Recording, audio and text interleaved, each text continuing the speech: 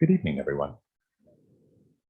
My name is John Taves, and I'm the event coordinator here at McNally Robinson Booksellers.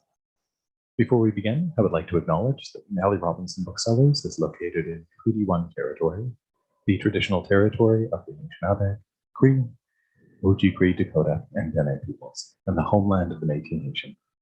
In addition, McNally Robinson Booksellers itself rests on land once occupied by the Métis community of Roostertown. It is very good to see the upper half of all the faces of those people in the audience here tonight. Also, greetings to everybody who are currently watching on YouTube.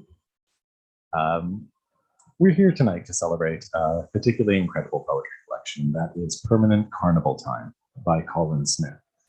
I am going...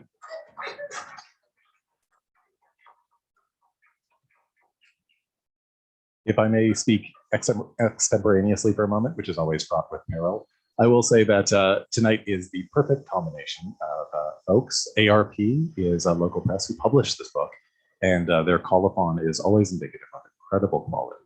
Their catalogs on a yearly basis are those books I often look forward to most in a particular season, so it's delightful to be partnering with them.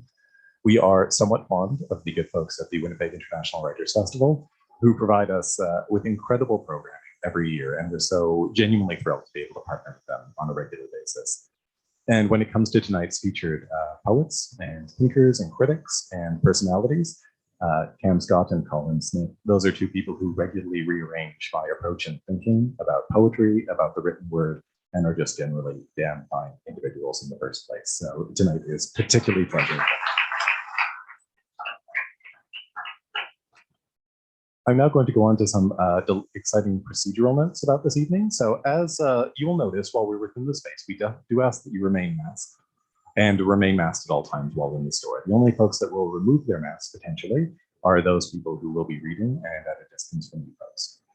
Here, while we're in this area, we are in a performance space. And as a result of that means that we can sit relatively close to one another. When we exit this performance space, we will then be in a retail space. So at that point, we would ask you to remain masked, but also begin to socially distance while you move into another dimension of existence. Following the readings and following a conversation, there will be time for a Q&A. So the way we're going to handle the Q&A, just to ensure that everybody in this room is not sharing a single microphone, is that I'll be wandering around with the wireless microphone over there, asking you to say your question to me, at which point I will repeat it into the wireless microphone for the benefit of all those here, and for the benefit of the folks who are watching at home. And those of you folks who are watching on YouTube, please do feel free to chime in with any questions or comments you might have in the chat as well. We will be able to take questions from there, and it'll be great to involve all you folks who may not be in Winnipeg in this conversation. Following the event, and this is the final thing you'll have to put up with right now, there will be a signing. That will take place at a table, which is just beside our cash desk. So we'll ask you all to remain seated for one moment while we do maneuver Colin over to that area. And then you can feel free to join us in that space, and Colin will sign copies of books for you. When you do line up again, please remain masked and also socially distance. But now it's a great pleasure to introduce tonight's host and reader, and that would be Cam Scott, who is a poet, critic, and non-musician from Treaty 1 territory. He is the author of Wrestlers, a visual suite, Roman's Snowmare, which is an incredible collection of poetry, and Vanishing Signs, which is excitedly a collection of essays forthcoming from ARP Books in 2022. Scott is artistic director of one of his best music festivals, Send and Receive, a festival of sound. Please join me in giving a very warm welcome to Cam Scott.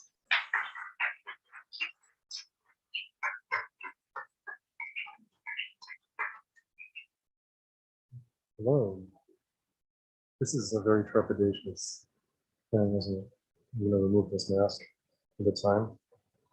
Thank you, John. And thank you, ARP and Dan Ayer and McNally, and thank you, Colin.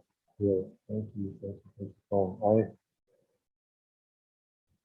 I'm going to try to not take up too much time, so I get the feedback around the sibilance, but that might be the non-musician.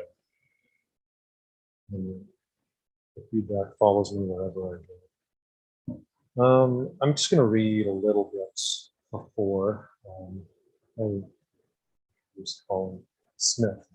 I cannot tell you how much I adore this book and how honored I am to be part of this evening. Some of you may have seen the first layer of this life poem of mine, Roman Snowman, is included in the book of the same name, also published by the wonderful ARP Books. And I'm going to read from more recent layers of that poem, which is a life poem that aggregates sentence by sentence, day by day, and is something of a discontinuous social collage.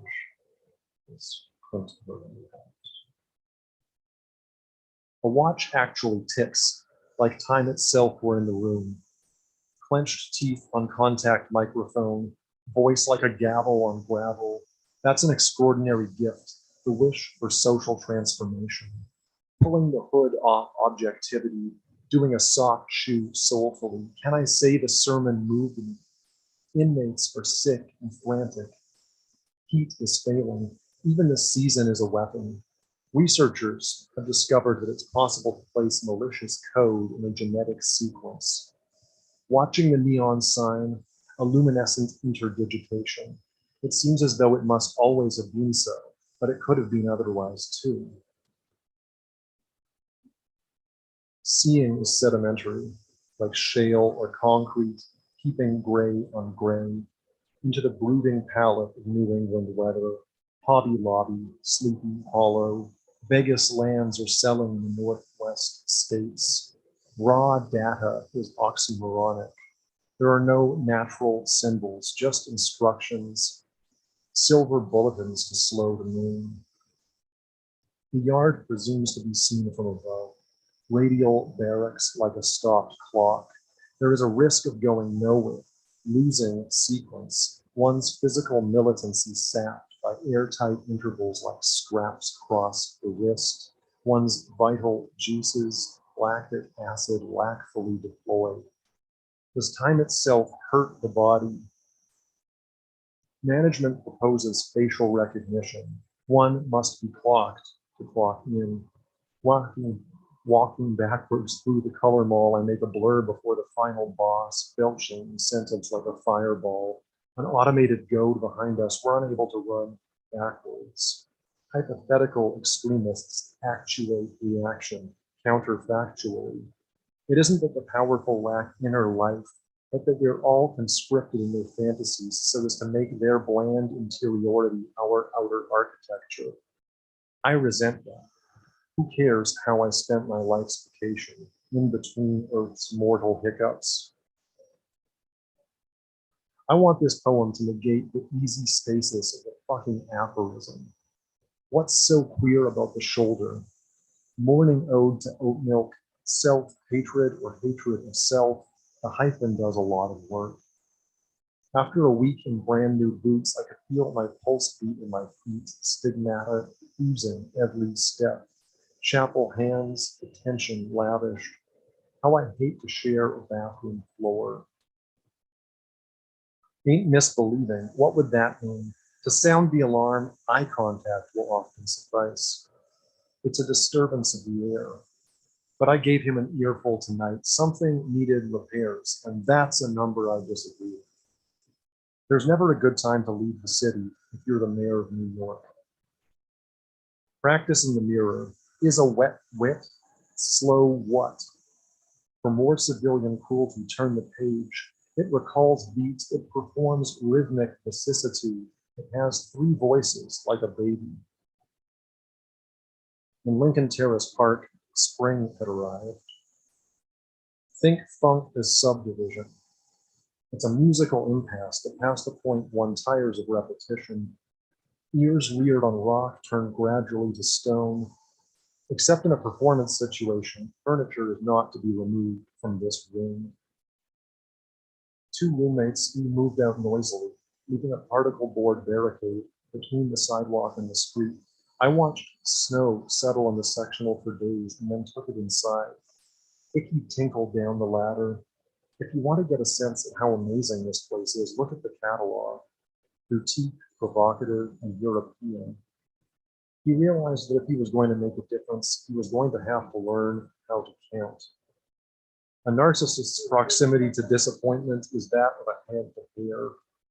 Hands lobster red from cold, the wristwatch looks ridiculous. Watching pieces of the dance to pulsing traffic, the doorman doing trigonometry checks my ID. Nobody's name is father. In the immense dream bobbing for attention, he set our place aboard a floating table. The old man living in my front yard orders me to tie his shoelace as he wiggles his toes in disdain. Storks pass and steeples remain, recalling how upset I was that 7 has 2 syllables. A voluminous loom in the wires, 80s television shaped my taste. It's no great loss that I can't whistle, but I sleep to wheeze myself awake, uneasily descending consciousness. I'm so busy I don't get to be unborn. How much of life should be construed as one continuous gesture, threading a needle with words? Flavor, variety, equal, espresso, other. We all die someday, staggered so that everybody has a witness to their mini grandeur. Christ is key, a fleshly note of meaning, never to erect again. Not superstitious. I'm agnostic in astrology, but affable enough if that's your opening choice. Placed cruciform atop a bed of leaves, installed in time, falling in space, subjectively unfinished, thinning.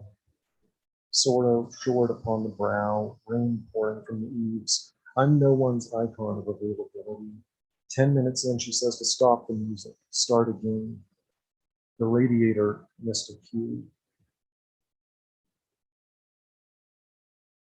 So I'm not sure how long that's been, but as this poem is in principle endless,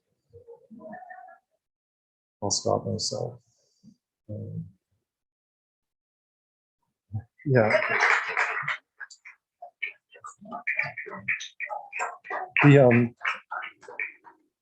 The trick is, I don't want to mess up this puzzle this thing, but the trick is that texturally it's all more or less the same. So I don't have much to offer of this draft. There's more of that texture in Romans.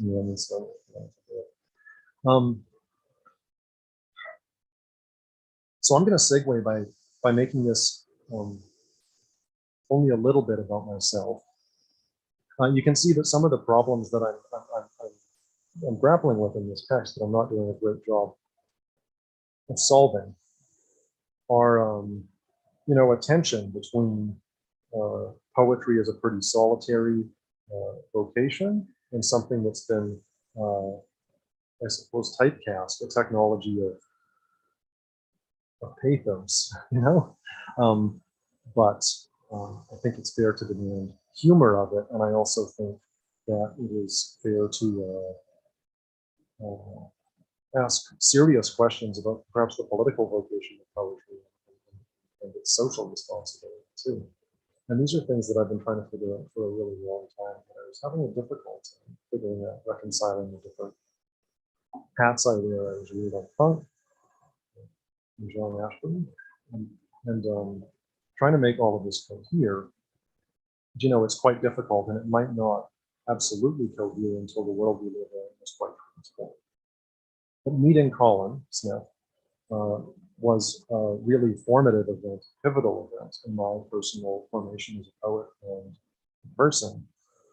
And I don't think that I would think about any of these things the same way, and I think I would not even have preliminary answers to some of these heady questions. I think I would have no clue what I was doing, and maybe would not have written very much at all were it not for Colin Smith. So maybe that's something I want to say between my reading and his. Getting to know Colin some years ago was a formative experience for me. Colin was, maybe of multiple cities. This could be said of multiple cities, but I'll claim him for here for a moment. I'll say because this is like a hometown crowd. People who people know, when I speak of Colin's generosity, you know, provide me with books and ideas and all kinds of wonderful conversation that, you know, I'm the better for. And I think we've all probably partaken of that generosity. So this is really special. Since then, you know, I think I've interfaced with Colin's writing, which to me is really the exemplary writer. I can't say enough how am I allowed, you know, in an avowedly avant-garde company, am I allowed to use this word? It's simply gorgeous. You know, it's sensuously an experience. It's gorgeous writing, and it's wickedly funny, and it's avows this sense of social responsibility that I was talking about. I think I have no truck. I'm gonna presume to speak to Colin for a moment. Perhaps neither of us want anything to do with an avant-garde poetry that thinks that the formal parameters of a piece of writing or a manner of making art, that all of that is up for grabs, and that all of the formal characteristics of an artwork, you know, we can play around with those and we can try to innovate and transgress the boundaries of an artwork, but we better more or less leave alone the parameters of this deathly society. You know, that seems unacceptable to me. So it seems like an experimental poetry commends itself to an experimental politics, and that Colin is like really a hero of both in my books. Since meeting Colin, you know, I've had the pleasure of reading and writing about Colin. So I'm going to just read I'm going to read 2 sentences from this essay I wrote for Tripwire 12 in the capacity of Colin Smith scholar. I'm going to get out of there. Colin Smith has been blurbed variously as an anarchist poet, an inveigher against, a peddler of absurdist smut, or a Cheshire chortle at the back of the reading, more specifically as a chip off the Kootenay School of Writing and ambassador of its odd theories to a drier clime, for which cause he is a staunch friend to any experimental being, whether poem or person. This essay is so long, I won't read much more of it, but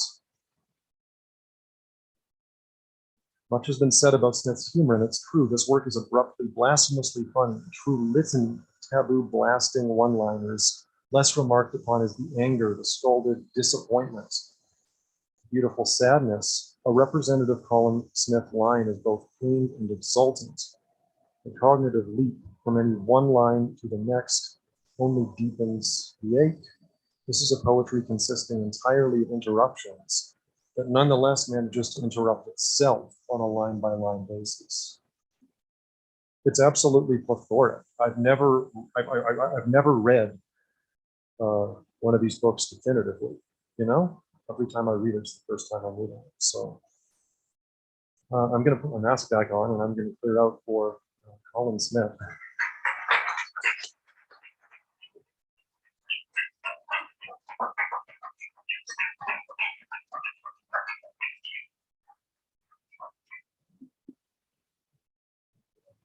Wow.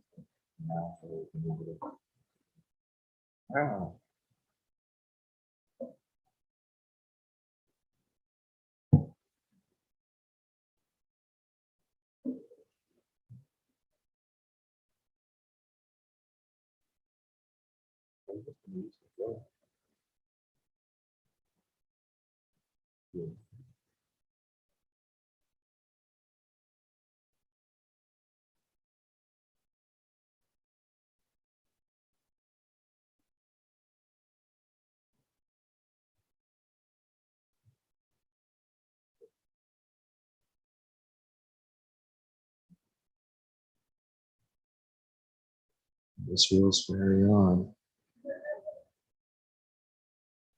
I hope you're comfortable with it. I'm not.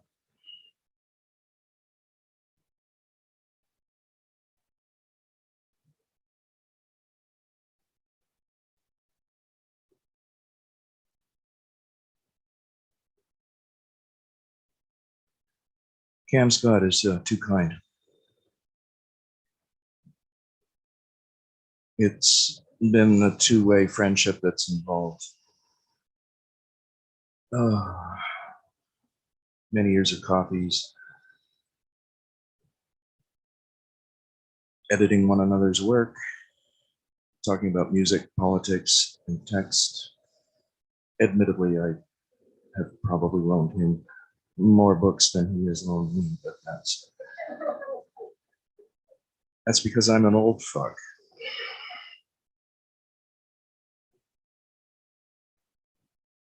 I'm having some bad cotton mouth right here. So.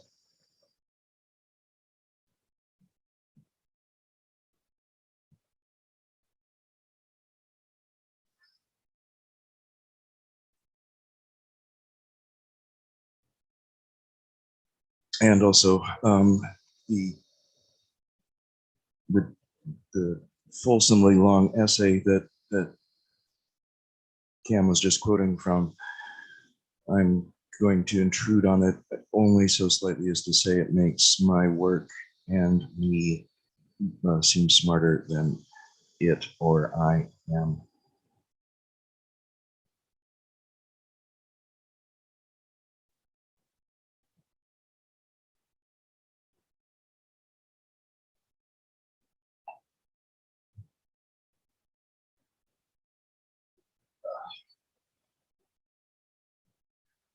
Hello, everyone. Thanks for being here. Everyone who is taking part in the live thrill ride of being here on site, and hello to everyone looking at the blissful safety of their own homes. Wish I could be doing the same.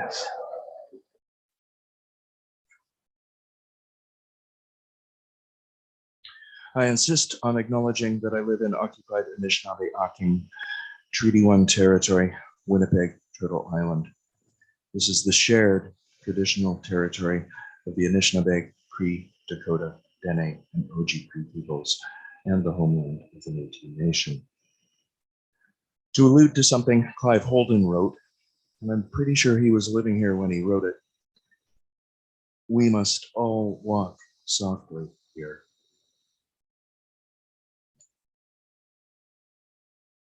Because we're trying to shape short tonight, I will only briefly thank those entities who in part or in whole helped make my book exist. The Manitoba Arts Council, Todd Besant, Irene Bindi, and Brett Parento of ARP Books. You folks are the best.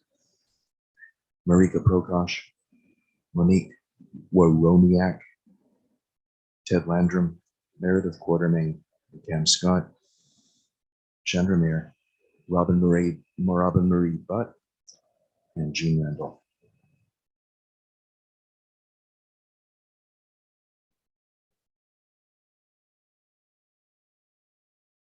This is The Object, another book of light verse by myself.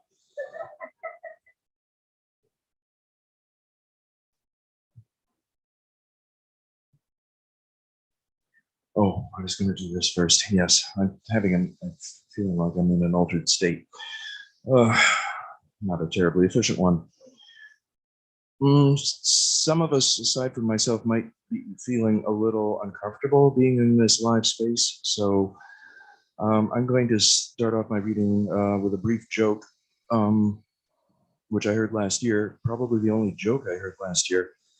It's distinguished by three characteristics. It's set in the Canadian grain, it's about the pandemic, and it's not the slightest bit grim. I think there won't be many jokes like it, and the joke goes like this. So we live in Canada, eh? And the year is 2020. And marijuana is no longer illegal, and haircuts have become illegal. Therefore, in sum, it took a little more than 50 years, but the hippies have finally won.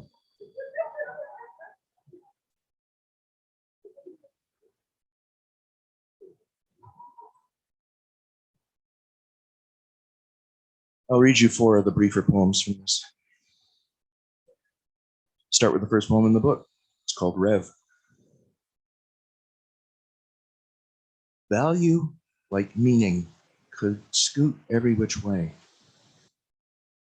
people could tilt toward the sun or other appraisal, replacing those shingles. Whatever secret rules the day is dragged into a public park. Somebody always remembers to reseed the carrots, peas, corn, beets.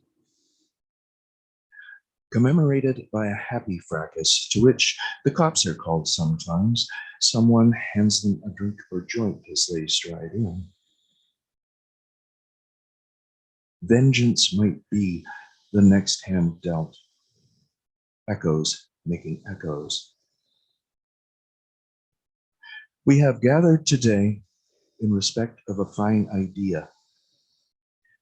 We hope that, unlike the car forced to run backwards and uphill, it will be allowed to carry on to its desired conclusion. No slipping back to antiquity. No donning again of red or purple robes. Facing a skyscraper, rock in hand. We have inspected the current conditions and find them wanting, unsustainable. With foul, metallic taste in mouth, we insult this state with factual matter and scalding variations on numberless Anglo-Saxonisms. More smut bunnies and fewer sadness hounds. Okay, Colin? Sure thing, superego. More vigor via any nutrient, chemicals included. I have never been more politically alert and hope the same for you. Any larger rejigged spirit. Repeating ourselves. Holding the power to cancel. Holding the power to overturn. A restoration of the weather. Everyone with the same amount of money. Absolute equality to all naked souls, all tenderness in the orgy lounge or on the work floor. Widdershins, whichever way the toilet water flows. Okay, turn again. Please reconsider this lunacy. Perhaps best the feet in soil while the head stretches into outer space. A carefully ironic figuring of our planet as it hovers within an absence of atmosphere, as it hangs in a balance.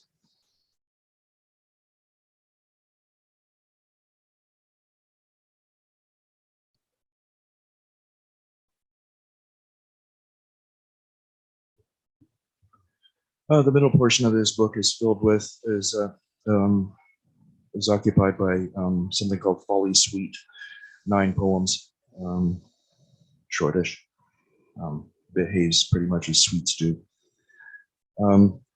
They're discrete, they chatter back and forth to one another. I'll read you the first 3 of them. That'll be the whole reading. Nonsense. Cancer of the lexicon. Freedom off gassing. A powwow sponsored by Enbridge. Pride Parade brought to you by Lockheed Martin and Northrop Grumman, so you can feel safer. Homeless people can be considered biohazards now. No, we don't accept Libra here. You can never be semi-autonomous enough.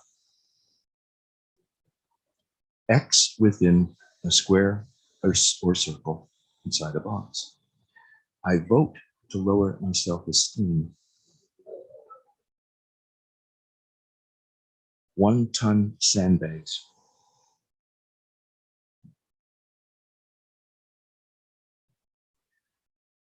Due to an introduced during editing, this story originally said Pasolini was eaten to death. He was actually beaten to death. We regret White House to prison pipeline. Sorry, transcription fault. Leprechaun. The medical deferment is beat. Quit eating on us. Vinegar Bible. Isn't Toledo the capital of Dayton? Unilaterally determined preemptive self-defense. Joke, comma, fail. Just had to get that on record. Ziggy Barbie. Kraut crisps? I'm almost afraid to ask. Every empire must be eliminated, ended out of everyone's misery. Ruining every tattoo. Money with more civil rights than you. Luckless bastard. Get used to the taste of human flesh. Burn down the lungs.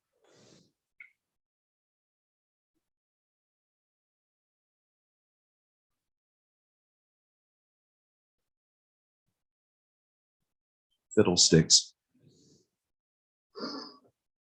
Human rights ratch.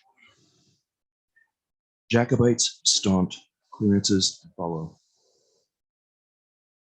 0% purchase financing for up to 84 months on all 2016 models, plus grad rebate, plus new to Canada, plus military bonus, plus loyalty up to $1,500. Living next to America's exhaust pipe. Green, no deal. Explosion that flattened this home.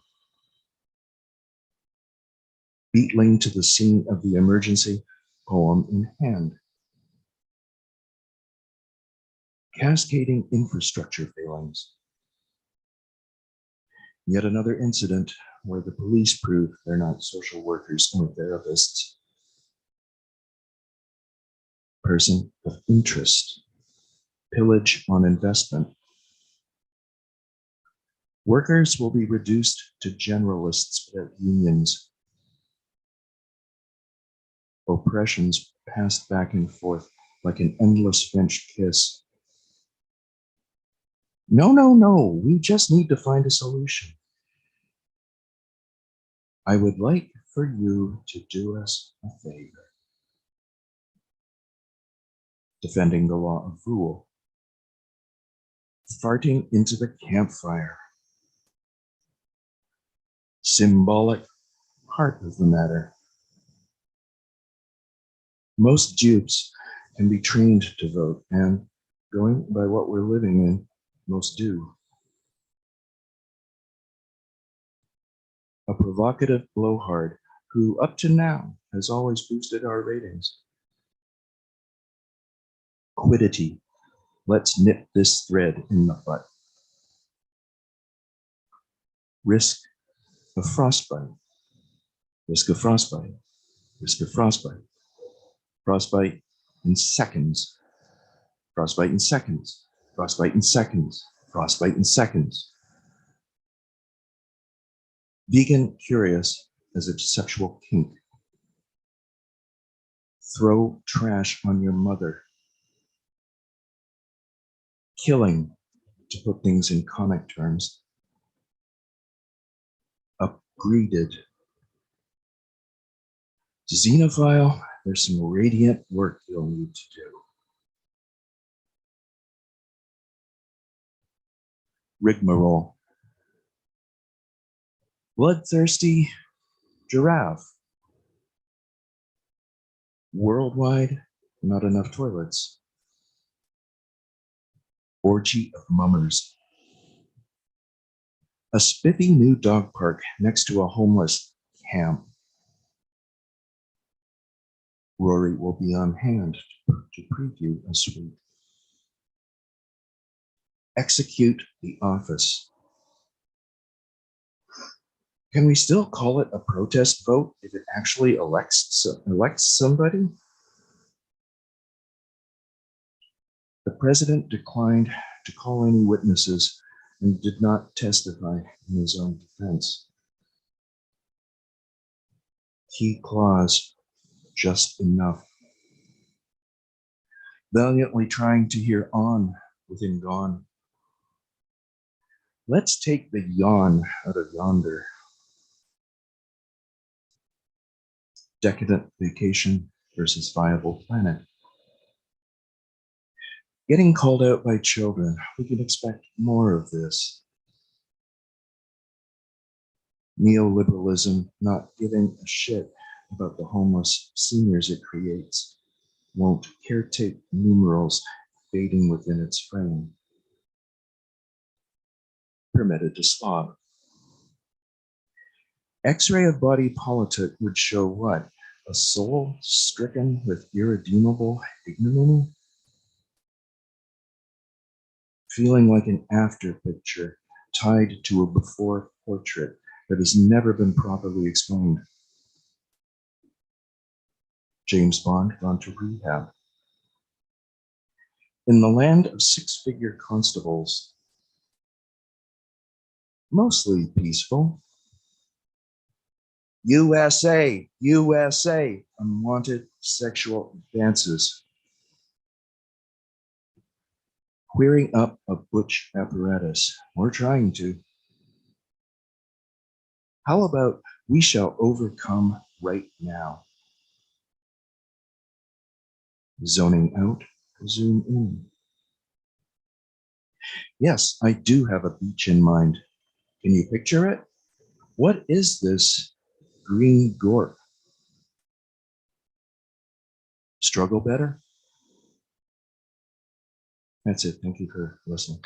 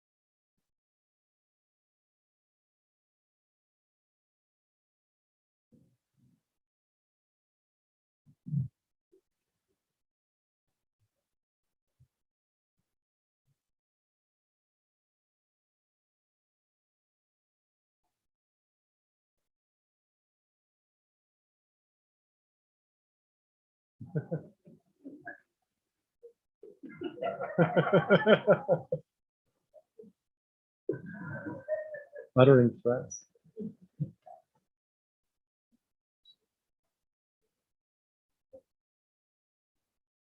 I've lost.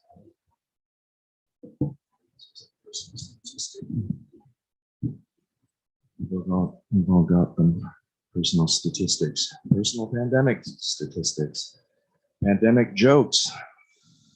Where those statistics are concerned, it seems of note, this is, I think, my first, I think this is my first pandemic poetry reading in person. So, wow. Ditto mine. Yeah, so I'm glad it was this one. Thank you for everyone. Thank you everyone for participating in this real experience. Yeah, yeah. But I'm glad to properly celebrate this book object, because it's kind of strange when they appear in this play here. And, you know, sometimes receive the ceremony that they ought to, but I'm so excited. Yeah, well, your book came out in October 2019, and so it had at least 2 canceled launches in 2 different cities, and a lessening of potential love in the public sphere, didn't it? Oh yeah, well, that's what I tell myself, you know. That's how it felt to me. So Yeah. No, I know I kind of squeaked by. but then, yeah, same thing for me. It's like everything that's in this book was written before the pandemic rolled into town. I'm thinking, why are we even doing this? And along with, how will any of this read in pandemic circumstances? And actually, it doesn't matter that much. You know, and people who are frankly, people read more, didn't they? Sort of in various waves of the pandemic because there were nowhere to go, not much to do. So reading. What an antiquarian habit.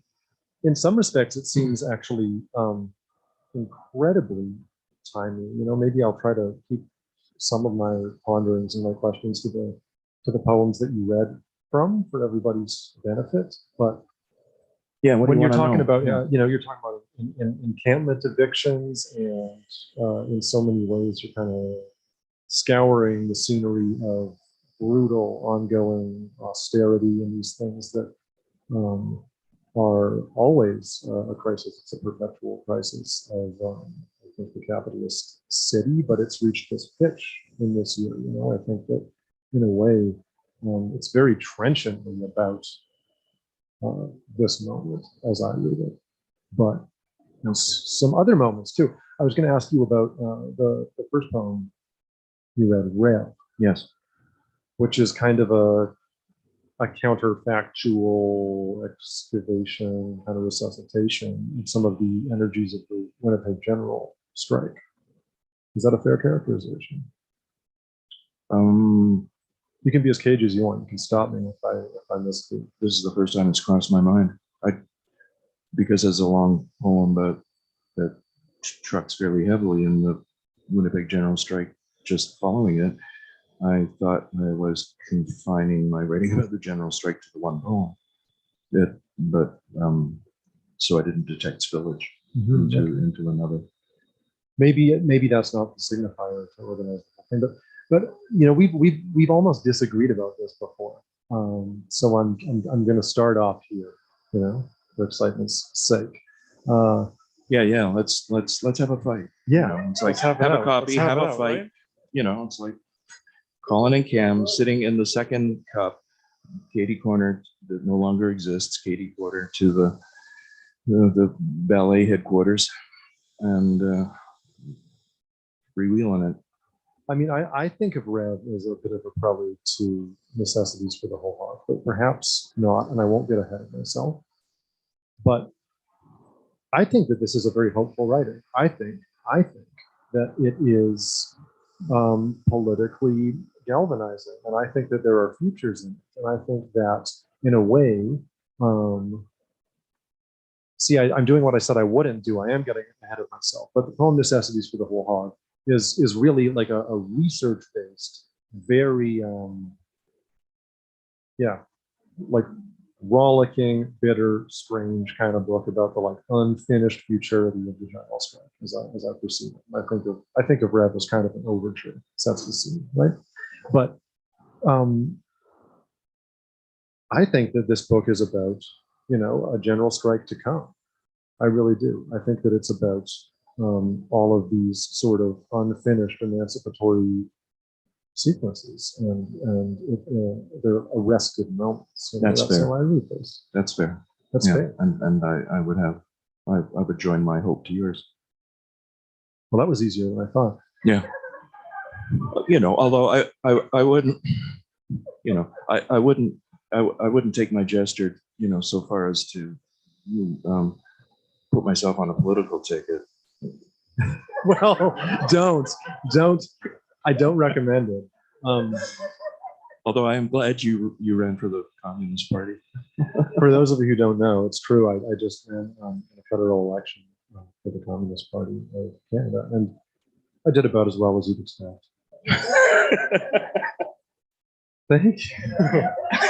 Who said that? Oh, great. No. I mean, you know, we do it in kind of I couldn't. fighting spirit. Well, Yeah. and I hope you wouldn't. This is a fiercely anti-electoralist poetry, you know, or maybe you're counseling that we kind of take our medicine. Yeah. No. I mean, I rip on voting incessantly throughout this book, and it's not the first time I've done it, but it's coming from a position of disgust, but it's not disengaged. I went out and frickin' voted in the $600 million farce that just rolled through everywhere, you know, And, now actually instead of by sheer fortuitousness, I'm, as of a couple of years ago, I'm now deeply confused because that line about, does it still count as a protest vote if it actually elects somebody? I now have to, because virtually nobody I ever voted for ever got in, but that's changed in the last couple of years, and now I have to, what? Well, Should I be feeling discomfort about this? I don't know. hold them to account. But I'm like a lot of people. I go out and I participate in the process, and then I regret it, and I come home and I have a hot bath and a long cry, and maybe I puke.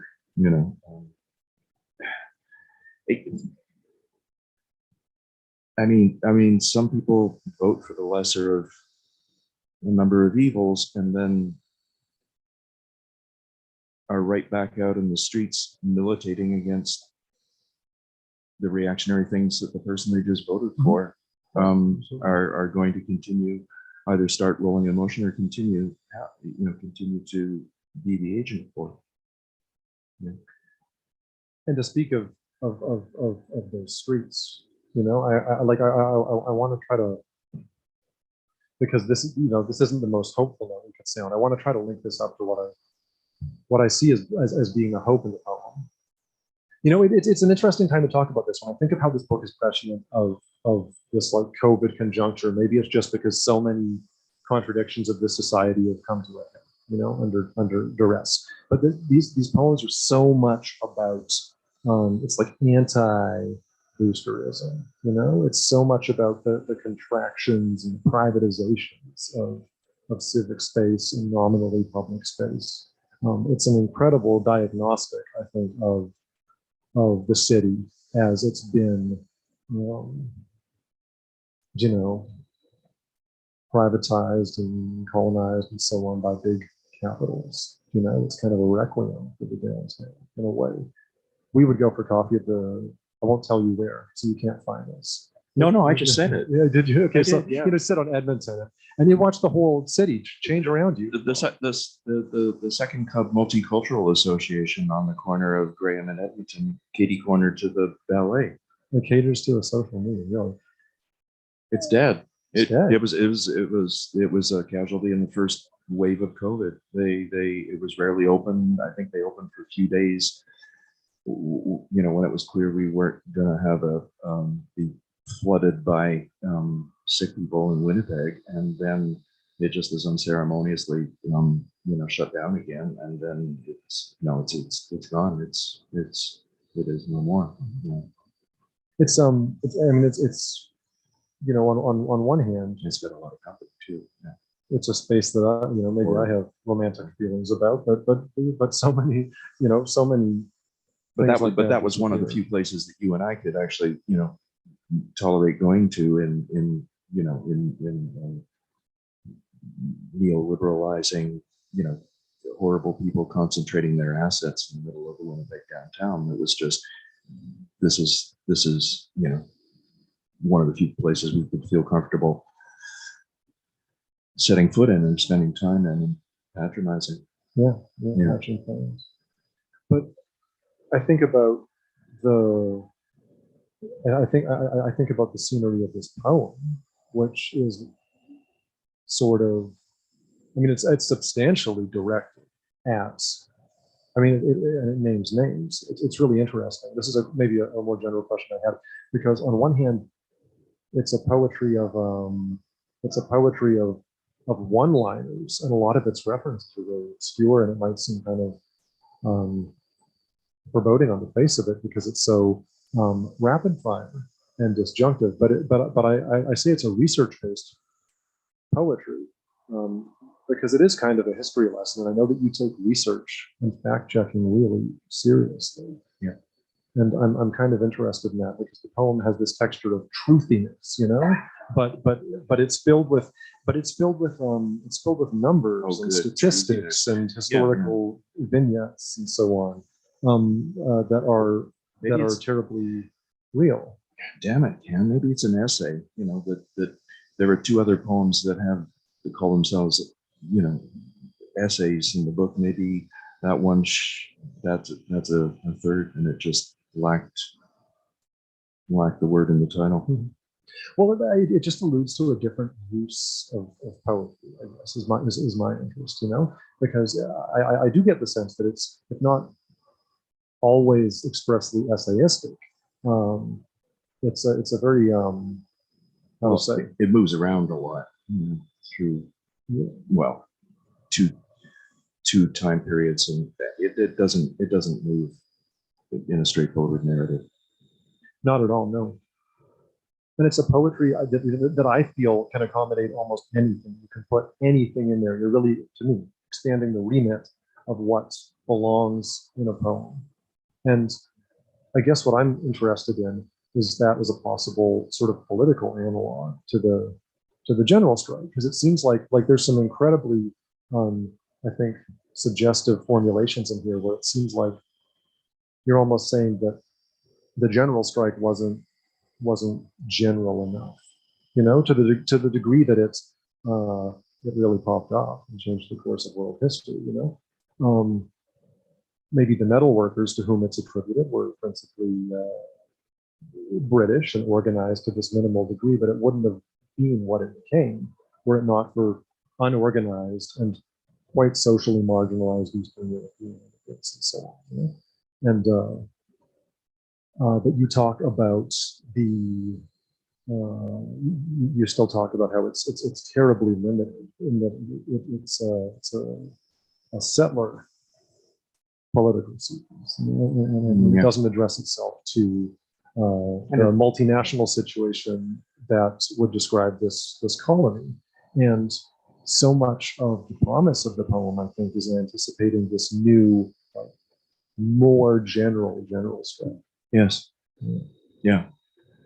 So I guess my question, and maybe the book is the answer, and you have to read it, is like what can poetry, how does poetry map this event that hasn't happened yet? How is this poem anticipatory? How does it provoke these how to say, these co-theories, that are kind of latent to a settler colony, but don't. We haven't yet smashed the state, I guess, and this is like what's the last phrase here? I'm sorry, I should have put little stickies in here.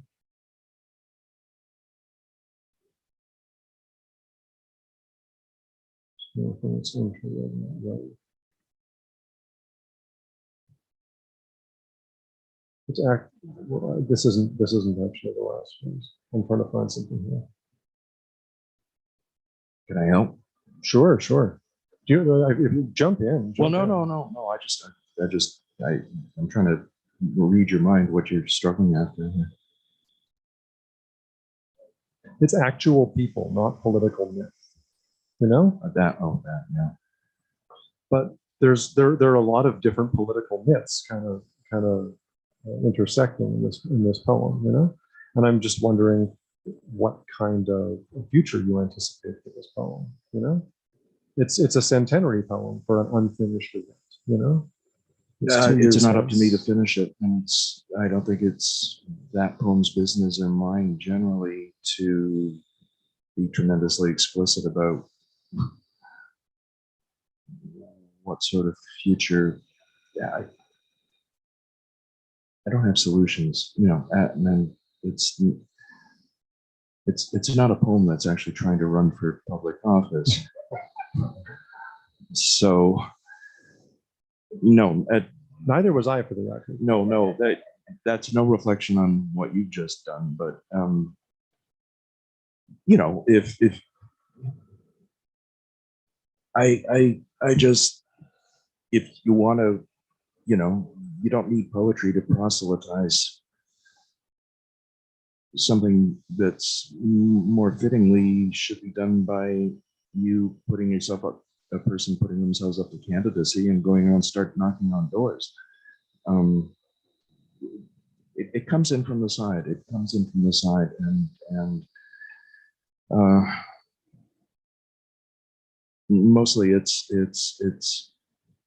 cast it in a profoundly negative scale, so as to suggest, okay, here are the things that this one writer thinks are profoundly wrong and horrible.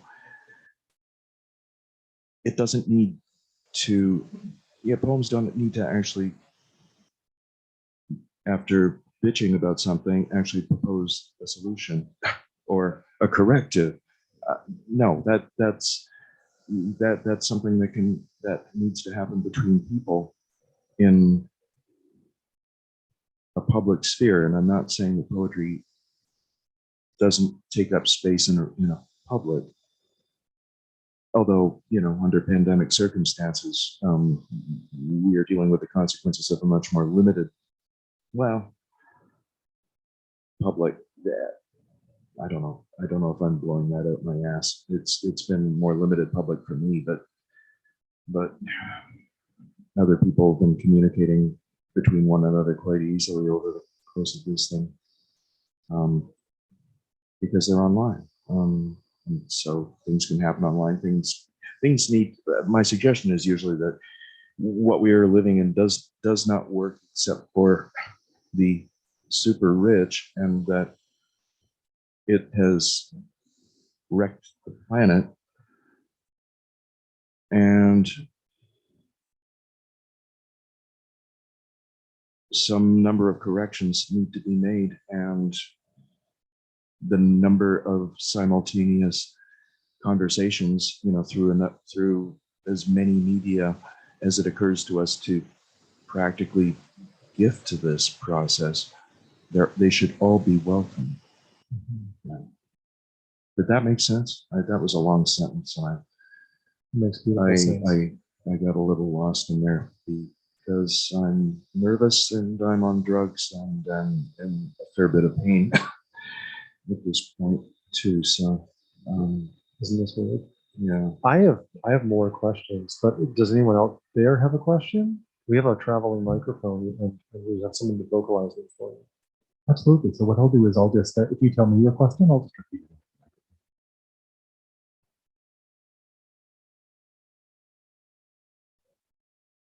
Into. Is the line farting into a campfire a reference to Blazing Saddles? No.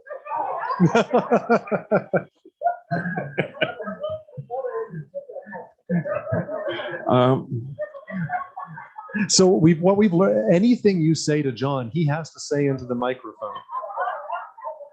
That's the game we're playing. Wait a minute. Did all that make sense? Yeah. Okay. No. That in that scene, they fart. The cowboys fart virtually everywhere except into the campfire. It might have been inspired by Blazing Saddles, but it's no. If anything, it might be to be ridiculous for a second. It was more like that. It was inspired by the last film of Ingmar Bergman, which is a film called Fanny and Alexander, and which has a weird scene about an hour into its 3 hours where at some sort of wedding thing where a reprobate uncle takes two of the younger children into a sort of arterial space, and he rolls up a sheet of newspaper and sets it on fire and blows a blue angel and extinguishes it. And I'm thinking, it's like this is the last thing you'd never see stuff like this happen in any other Ingmar Bergman movie, which is probably a large part of the reason why he did it. It was although as being a soul who saw the entire 10 hours of scenes from a marriage, because it was made for Swedish television, and as a of all things, this kind of mini series that didn't actually have much movement in it. And then what we saw over here was a 2-hour edited cut of it. That movie is incredibly painful and probably could have benefited from a few fartings, but that's just me. Well, sorry.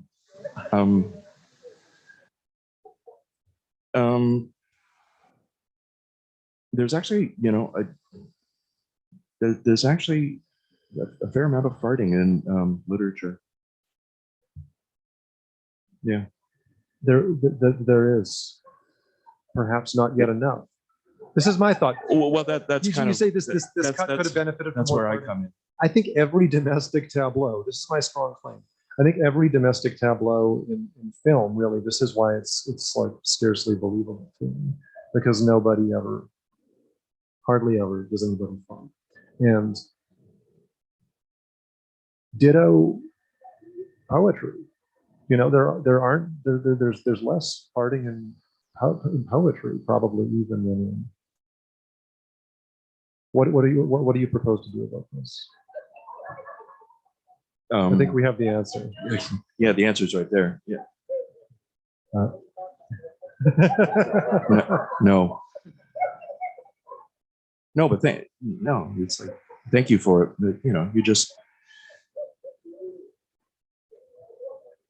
You could have been right. And it's not a big deal to be wrong. Right? No. Let me try something here, unless someone else has another question. I think that in a lot of ways, this is a poetry that very attentively transcribes a lot of like sublinguistic excess that in fact is just like a vital part of our experience. You follow? But I wanted to talk to you a little bit about that because I think it's really plethoric poetry. But another big theme here, another thread throughout this collection is it's a really sort of exquisite writing of pain and physical pain and things that actually are very nearly impossible to treat in language and without getting all Wittgensteinian, to convey in language, things that elude language. And I think that this book comes nearer to it than many. And I was wondering if you could speak to that process of transcription at all. Mm-hmm. I can. I just would prefer not to. But, this is a democratic process. So No. I believe in the citizens taking on the burden of believing that they live in a functional as opposed to a merely formal democracy. So all questions should be answered. All vouchers will be respected. All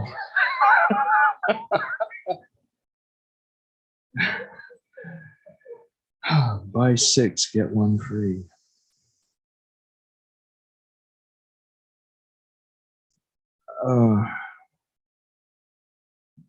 All of my poetry has a lot of pain in it. It's just in this book, I think it's probably it's because this one probably has more.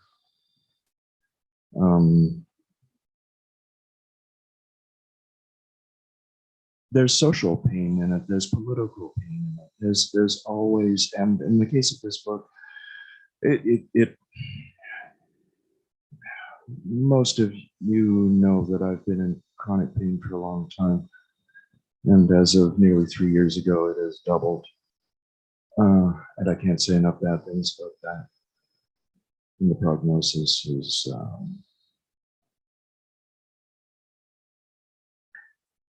yeah.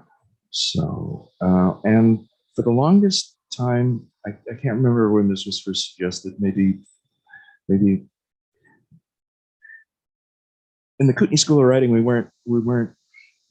didn't go out of our way to valorize this selfhood, or the capital I person, occupying center stage in a poem. We were actually more interested in having a more expansive politics and the frames of reference, multiple frames of reference about various social matters. So we were working with distributed consciousness rather than singular I ego consciousness.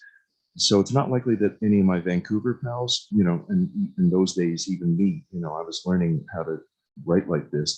So I would scorn, putting myself in the middle of any poem. But if you're in your 32nd year of chronic pain, over the years, in Winnipeg and maybe in Vancouver as well, there have been a number of times when people have said, Colin, it's awful to see you going through this, but has it ever occurred to you, you should probably write about it, like explicitly, and put yourself in the middle of it? And I thought, well, I would rather eat hot nuclear dirt than privilege my fucking eye. But this book was written just after the pain doubled, and people would suggest it, and then I would go, no, I want to do that, or then I would think about it at home and thinking, well, what's the point of being an anarchist poet if you can't break some of your own rules? Make large, be as various as possible as you can honestly be. And there's also the not insignificant fact that there is not a lot, to my knowledge, of poetry coming from people who are disabled. Roxana Bennett being the one example I can think of in Canadian letters, and geez, I can't think of any Americans, and I can't, I'm drawing a blank. But then I thought, maybe I should. And if not for myself, then for other people who are struggling with something wicked, of wicked equivalence, or if not now, for them later, because the sad fact of it is that this is, we're born, we wander around, we die, and that's what there is. And most of us only stay able for so long. Some people who have the Joker infiltrate the poker game and hands this prospect to somebody who's 33 years old, so he will be cursed with a long stretch of it. It puts you in an interesting research relationship with your own body, and maybe a front line of consideration for, well, if you're going to be an expert in chronic pain, why not fucking write about it? So there is a poem, it's about 12 pages long, and it's called Essaying Pain. And it's got a lot of me in it, including, and it was written in the year 2019 when my body was radically falling apart yet again, and we didn't quite know why at first. So I was very frightened, and I was really angry. And my accumulated frustration with my traitorous carcass was sort of the predominant voice that came into that poem.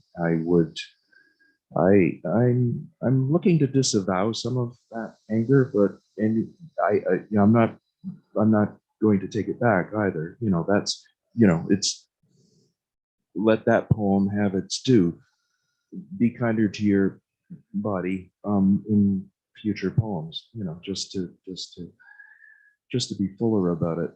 But it also struck me as, well, if I can do a really good job of it, maybe it will be useful to other people who are suffering something roughly equivalent, and poetry is an activity of doctoring. is actually something I believe in, even if it's, you know, doctoring by extreme negative culpability capability, you know, through dystopian poetry.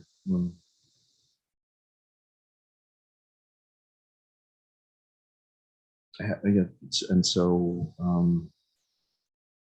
that's all I have to say about that. Except, of course, it's, you know, already it's my least favorite poem in the book, and it'll probably be the last thing the last I will read in public, right around it before I ever tackle that one. But you know,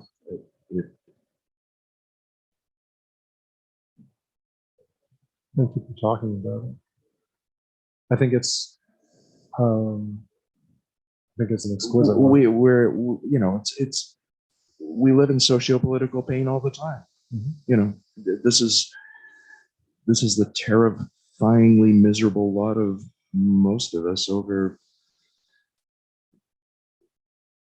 centuries of human endeavor and political misadventure and malfeasance.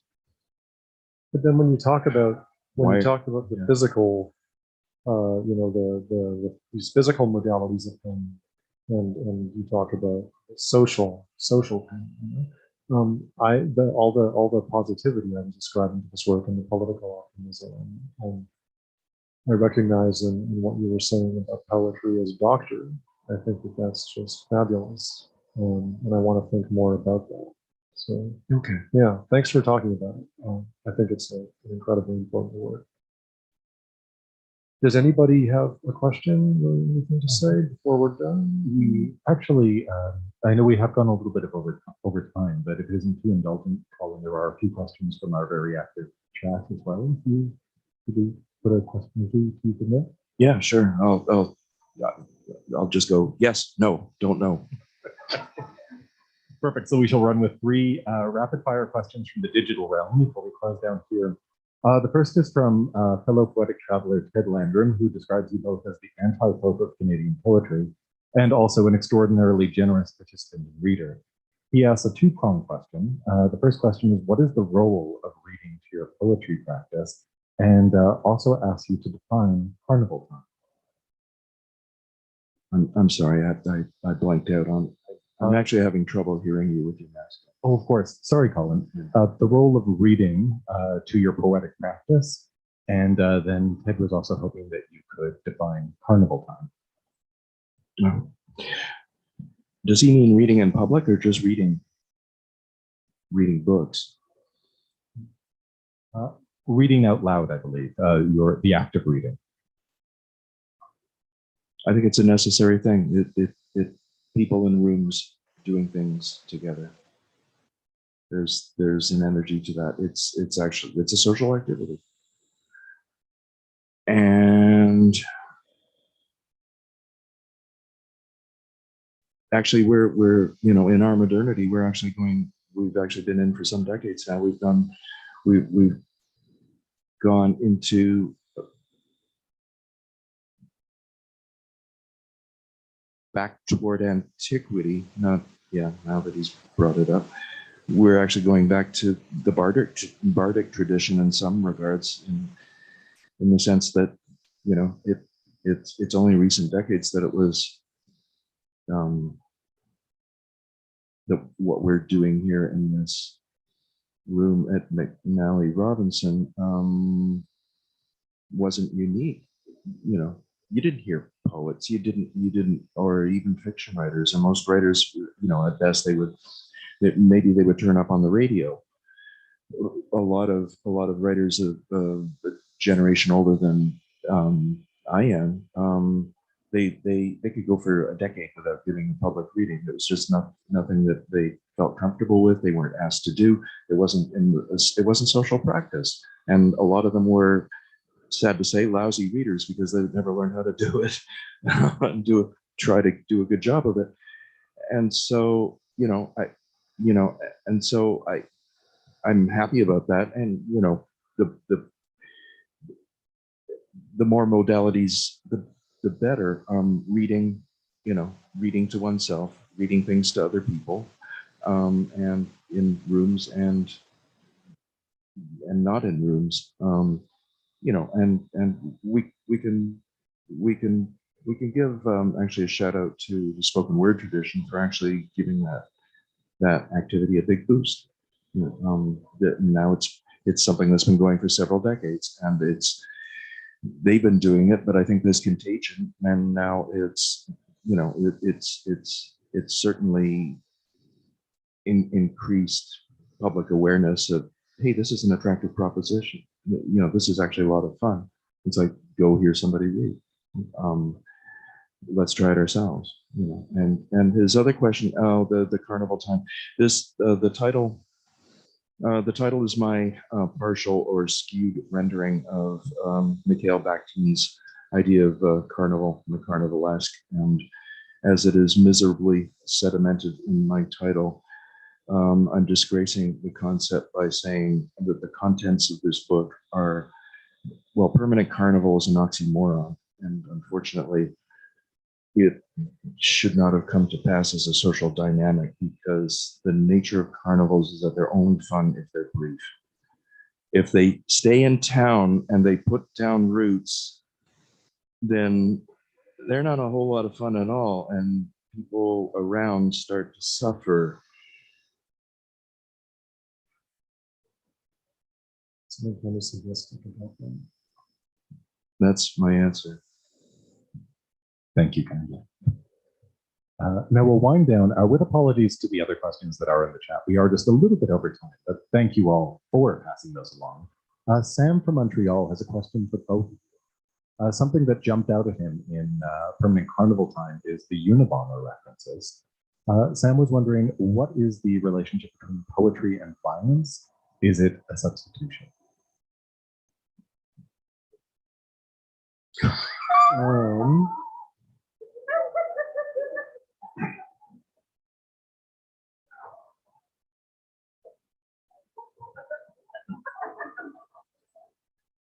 Well, no, do you want to try, or shall I?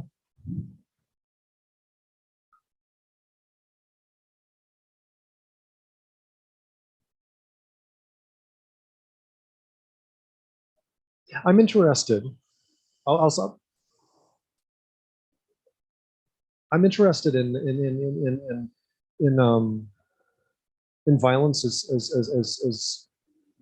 as something that's a good deal more pervasive than typically acknowledged, and sometimes only acknowledged as such when attributed. And I think I'm interested in a lot of the I don't know, the violence that inheres just in the textures of everyday life, and in the upkeep of the everyday that my work, that all writing partakes of.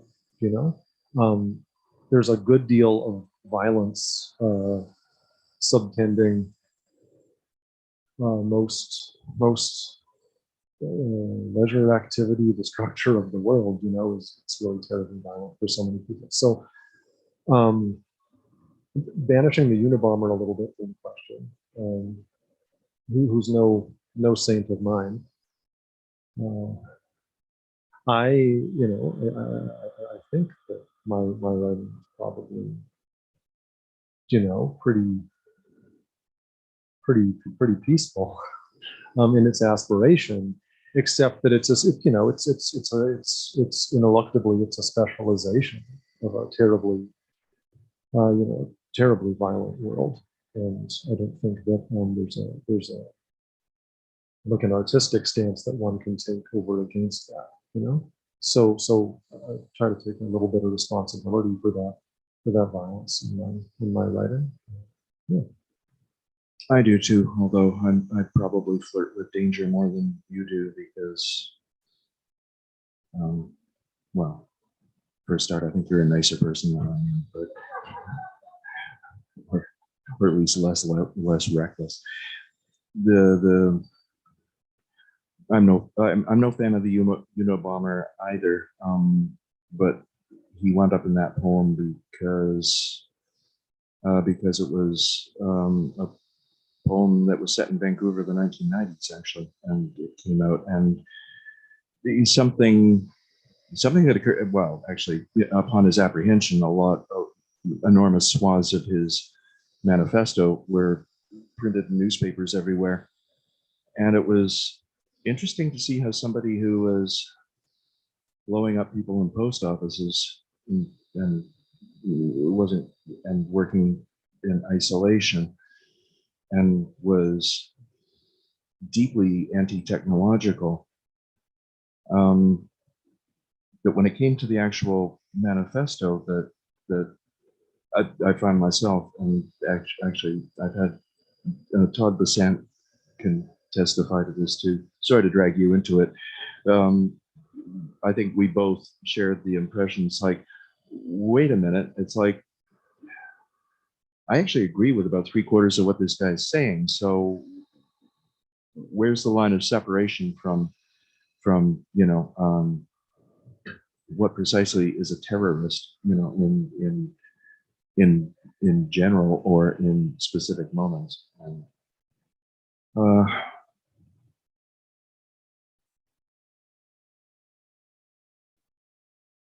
yeah, so I don't disavow him being there. There are many moments in my poetry that struggle in an indeterminate sort of way between human possibilities for violence or capabilities for it, as well as calling for a radical pacifism or radical shutdown of violence. And the balance for me tends to be like that. We are a violent species. We are a violent animal. It would be better if we weren't, but we are. And I don't think there's any way of curing ourselves of this bad habit, to speak of it flippantly, without investigating our inclinations to be moved toward it and taking that apart. And so if there are moments that are seen as shockingly violent in anything that I stand behind, it will be a violence that, in terms of class structure, is always punching up. Because the class war, there are numerous simultaneous wars going on here. And the class war that somehow that has always existed within the claimed boundaries of Canada, and still does.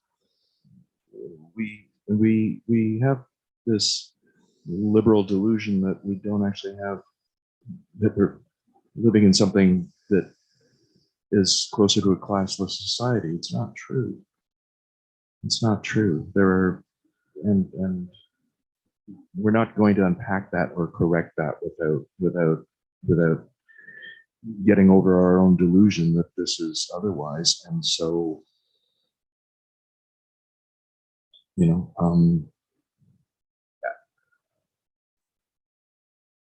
it's interesting that this book comes out now in a 570 something days into 72 days of self-isolation for me, and maybe slightly less or longer for some of you.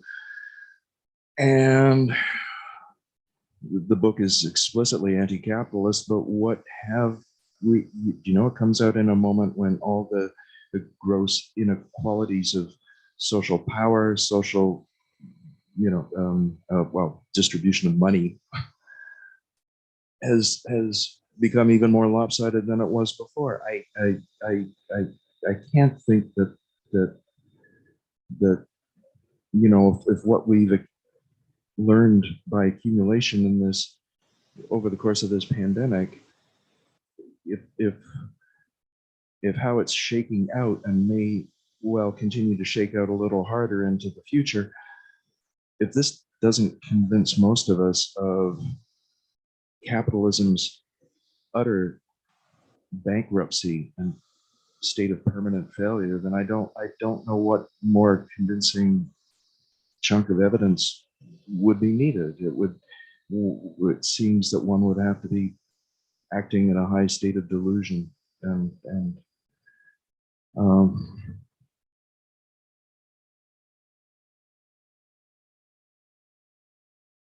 I don't know if that answered Sam's question.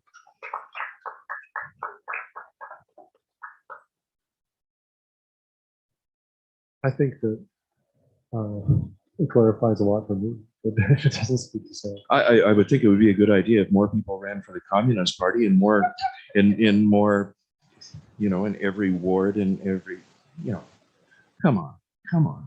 It's The day that we're electable, the carnival will very nearly be over. yeah, that wouldn't surprise me. You know, it's like, what? You think I'm controlling history or something here? No. That was the tenor of some of my questions. But I blame you for nothing. No, you're faultless. I think that's probably about our time. So maybe what are the protocols around getting Colin to inscribe this here thing during COVID? All right, great. Well, thanks everyone so much.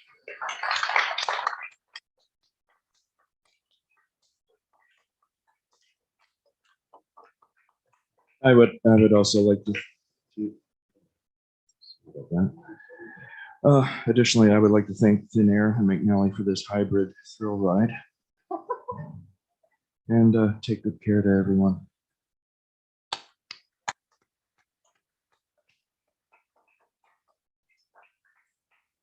Wow, I think we probably could sit here for another 2 or 3 hours, like, you know, disciples at the feet of very, very fascinating thinkers. But I also know that Colin's ability to sustain much more focus and pain is we've probably already Unless somebody wants to overextended. offer me a heavy duty. That's a wide open invitation. Don't say it Okay, on so mic. Colin has invited you. Thank you all so much for coming tonight. It really has been an extraordinary gathering of 2 beautiful readings and a really, really fascinating conversation. Please help me thank Cam and Colin.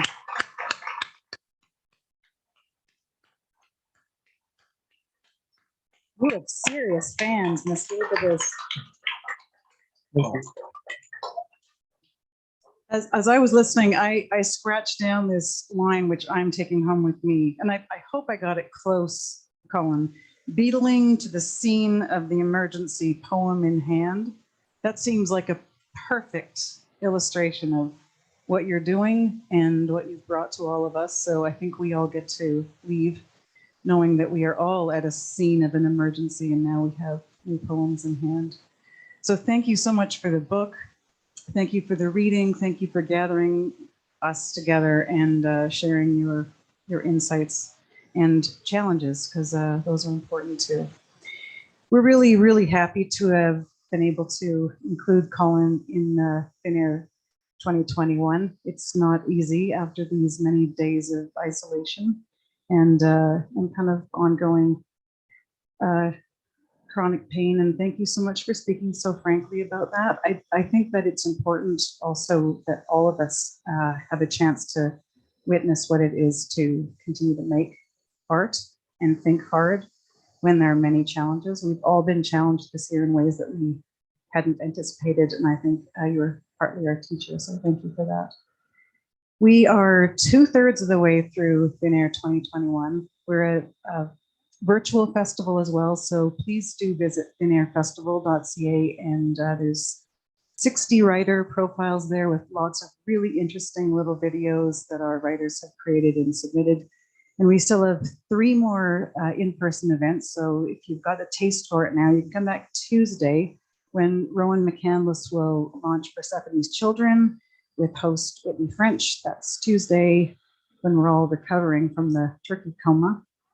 On Friday, Casey Klett is actually going to be back in town. That's really exciting, and back in this store, which is one of her home places, launching A Dream of a Woman, a story collection with Ben Sigurdsson in a conversation chair. And then the 16th, which is next Saturday, Evan J. is launching his book called Cutting Down Half the Trees with Teresa Horosco as the conversation partner. So 3 more chances to be here in person. I do want to just pause before we exit, or before we let Colin exit first, just to make a moment to consider how extraordinary it is that this store has opened its space and made this kind of gathering place for us. John zips around like nobody's business, making sure everything runs both in this space and also online. So a huge thank you to McNally Robinson.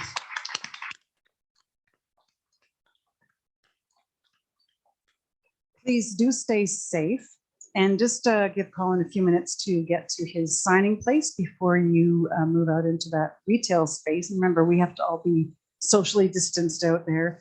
Please stay well. Thank you so much for coming.